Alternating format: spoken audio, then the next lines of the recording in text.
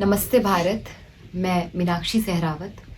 अभी हाल ही में कर्नाटक पुलिस के द्वारा मेरे ऊपर एक केस लगाया गया, मेरे अगेंस्ट एक एफआईआर दर्ज की गई और वो इसलिए की गई क्योंकि मैंने राष्ट्रपिता कहे जाने वाले एक व्यक्ति के ऊपर कुछ टिप्पणियाँ की।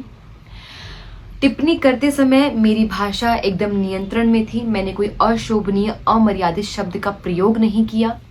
उसके बाद भी मेरे ऊपर एफआईआर हो जाता है क्योंकि मैंने इतिहासकारों के द्वारा प्रमाण और तथ्यों के आधार पर जो कुछ भी ऐतिहासिक पुस्तकों में लिखा जा चुका है वही मैंने अपने शब्दों में जनता तक पहुंचाने का प्रयास किया, इसलिए मेरे ऊपर एफआईआर हो जाता है। आप विचार कीजिए कि भारत जैसे देश में एक पंजाब क्षेत्र के सांसद भगत सिंह को आतंकवादी कहकर पुकारते हैं। हमारे देश में वीर सावरकर को गालियां दी जाती हैं। हमारे देश में प्रभु श्री राम के होने के बार बार प्रमाण मांगे जाते हैं। हमारे देश में श्री कृष्ण के चरित्र को बार बार गिराया जाता है, उनके चरित्र का दोहन होता है, लेकिन ऐसे लोगों पर कोई एफआईआर दर्ज नहीं की जाती है। आप विचार कीजिए कि हमारे देश में एक पेंटर जो माता सीता, माता लक्ष्मी और अन्य कई देवियों की नंगी तस्वीरें बनाता है, उसको पद्मश्री और पद्म भूषण से नवाजा जाता है। एफआईआर तो होने से रही। हमारे देश में मदर टेरेसा आती है, हमारे देश की संस्कृति को खराब करती है या कन्वर्जन करती है और उसको भारत रत्न मिल जाता है। अब विचार कीजिए, हमारे देश में जेएनयू जैसी यूनिवर्सिटी में एक व्यक्ति भारत तेरे टुकड़े होंगे जैसे नारे लगाता है और उसके ऊपर कोई कार्यवाही नहीं होती है। क्यों? क्योंकि उसके पास फ्रीडम ऑफ स्पीच है, फ्रीडम ऑफ एक्सप्रेशन है, वो अपनी भावनाओं को व्यक्त कर सकता है। लेकिन मेरे पास ना फ्रीडम ऑफ स्पीच है, ना फ्रीडम ऑफ एक्सप्रेशन है, ना मेरे पास कोई प्रश्न करने का अधिकार है।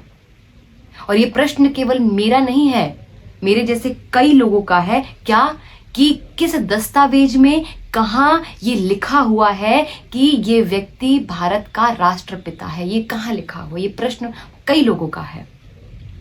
आप विचार कीजिए, मेरा केवल इतना कहने पर कि इस माँ भारती का कोई पुत्र तो हो सकता है, कोई सपूत तो हो सकता है, लेकिन माँ भारती का, इस राष्ट्र का कोई पिता नहीं हो सकता है। इतना कहने पर मेरे अगेंस्ट एफआईआर हो जाती है। और मैंने देखा कि जब ये केस मेरे ऊपर हुआ तो कई रिपोर्टर्स ने और कई जगह ऐसी हेडलाइंस आई कि नॉर्थ की एक वक्ता ने इस प्रकार का बयान दिया है। हमने कब से अपने आप को इस प्रकार से नॉर्थ और साउथ में बांट लिया? एक बॉर्डर कब हमने खींच दिया? मैं नॉर्थ, साउथ, ईस्ट, वेस्ट नहीं हूँ। मैं एक भारत की बेटी हूँ। भारत की बेटी के ऊपर ऐसा कुछ हुआ है, भारत की बेटी के साथ ऐसा कुछ हुआ है, तो पूरा भारत मेरे साथ होना चाहिए। तो अपने आप को इस प्रकार से ना बांटा जाए। और जब से ये केस हुआ है तो कई लोगों का और बहुत लोगों का मेरे पास सपोर्ट आ रहा है, निरंतर सपोर्ट आ रहा है। आप लोग बहुत सपोर्ट कर रहे हैं और इसी प्रकार से सपोर्ट करते रहिए, क्योंकि आप लोग सपोर्ट करते हैं तभी हमारे भीतर से ऐसी आवाज़ निकलती है और हम अपनी आवाज़ को लोगों तक पहुंचाने में सफल रहते हैं, क्योंकि आप लोग साथ रहते हैं। और ऐसे ही साथ रहिए, जिस प्रकार से आप हम जैसे लोगों की सहायता कर सकते हैं वैसे करिए। अपने तन से, अपने मन से, अपने धन से करते रहिए। और सबसे बड़ी बात कि जुल्म के साए में फिर लब खोलेगा कौन? यदि आज भी हम चुप रहे तो फिर बोलेगा कौन?